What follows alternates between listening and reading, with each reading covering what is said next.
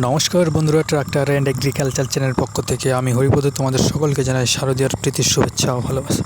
তো বন্ধুরা, আজকে আমরা যে জমিটিতে চাষ করতে এসেছি সেটি মূলত পাটের জমি ছিল। পাট কেটে নেওয়ার পর জমিটি পরিত্যক্ত অবস্থায় পড়ে থাকে। এখন জমিটি চাষ করা হচ্ছে, আলু লাগানোর প্ল্যানিং আছে জমিতে। তোমরা দেখতেই পাচ্ছ জমিটিতে প্রচুর রস। তো আগে ভাগে চাষ করে আমরা জমিটির রস কিছুটা শুকিয়ে নেওয়ার চেষ্টা করছি। যদিও এখন আবহাওয়া দপ্তর বলেছে বৃষ্টির পূর্বাভাস।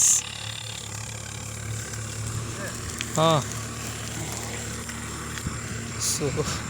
ও বন্ধুরা, এ কি দেখতে পেলাম, কিংফিশার জমিতে পড়ে আছে। এদিকে আমরা বাইরে ফেলে দিই, বাইরে রেখে দিলাম। তো যেটা বলছিলাম, বৃষ্টির পূর্বাভাস তবু চাষ করে নিচ্ছি। তো দেখা যাক, বৃষ্টি হলে আবারও চাষ করতে হবে।